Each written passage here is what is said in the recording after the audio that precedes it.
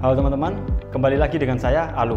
Pada video kali ini kita akan bahas satu alat yang sangat sederhana, tapi banyak sekali kegunaannya, yaitu microconverter dari Blackmagic Design. Microconverter sendiri ada tiga macam.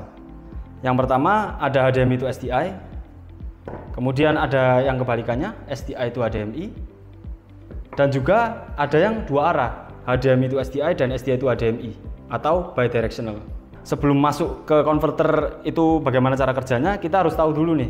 Tadi saya kan bilang ada HDMI to SDI, SDI to HDMI.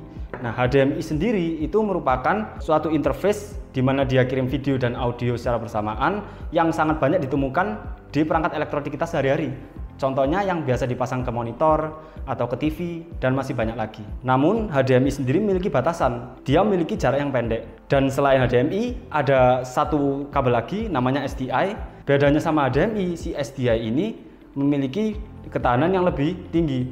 Dia juga ada sistem kuncinya. Kemudian SDI sendiri itu memiliki jarak yang panjang. Jadi mungkin 100 meter sampai 200 meter. Tapi kalau HDMI hanya terbatas dari 15 atau 20 meter. Sekarang teman-teman bisa lihat ya, di depan ini ada yang with PSU, WPSU, sama yang kotak kecil nih, yang tanpa PSU.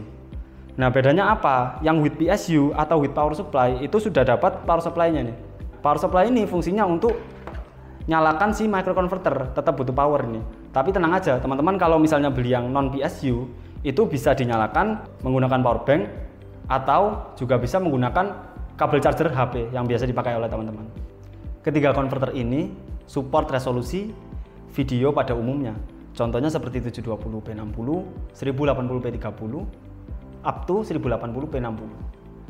Nah, balik lagi di awal tadi saya sempat mention kegunaannya sangat banyak.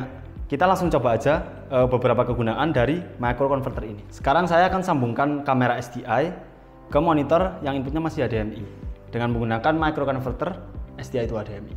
Ini ada kameranya, kemudian kita sambungkan microconverter ini dengan kabel SDI. Masukkan kabel SDI dari output kamera ke SDI input microconverter. Setelah itu saya sambungkan kabel HDMI. Dari microconverternya ada HDMI out, masuk ke input HDMI monitornya. Setelah itu saya sambungkan langsung powernya. Nah, bisa dilihat teman-teman, kamera yang tadinya output SDI bisa masuk ke monitor HDMI dengan bantuan microconverter SDI to HDMI. Nah, untuk case selanjutnya, saya akan masukkan kamera dengan output HDMI. Di sini ada kameranya dan akan saya masukkan. Di sini ada video switcher nih, dia inputnya SDI. Jadi kita menggunakan HDMI to SDI. Dari kameranya saya sambungkan kabel HDMI. Di sini ada output HDMI dari si kamera. Kemudian ada di HDMI input di sebelah sini. Selanjutnya saya akan sambungkan kabel SDI dari konverter, masukkannya di SDI output. Kemudian ujung satunya masuk di input video switcher. Nah, jangan lupa kita sambungkan powernya. Saya akan pakai power bank untuk nyalakan microconverter ini. Nah, dan dapat dilihat output kamera yang tadinya HDMI kita convert SDI masuk ke switcher input SDI, dia sudah muncul nih di layar preview ATEM ini. Kamera yang kita gunakan ini tipenya Sony NX100. Dan kenapa kita sambungkan ke ATEM ini menggunakan kabel HDMI? Padahal di sini ada konektor yang mirip sama SDI ya. Tetapi tidak bisa karena konektor yang mirip SDI ini bentuknya sama seperti SDI. Tetapi sinyal yang dikeluarkan berbeda. Dia masih analog. Sedangkan output video dari kamera ini kita keluarkan HD. Tadi sudah kita coba dari kamera SDI masuk ke monitor HDMI, kemudian dari kamera HDMI masuk ke switcher SDI. Sekarang kita akan keluarkan output loop out ya dari microconverter SDI to HDMI masuk ke bidirectional yang akan disambungkan ke monitor di samping kanan saya. Di microconverter SDI to HDMI ini kita sudah tarik HDMI ke monitor, kemudian di sini juga ada loop out SDI yang akan saya sambungkan ke monitor kedua. Jadi di satu SDI to HDMI ini kalau misalnya ada dua monitor berdekatan, kita bisa tarik HDMI satu ke sini, kemudian loop out SDI-nya bisa tarik ke monitor yang kedua. Nah, ini langsung saya sambungkan saja SDI loop out-nya.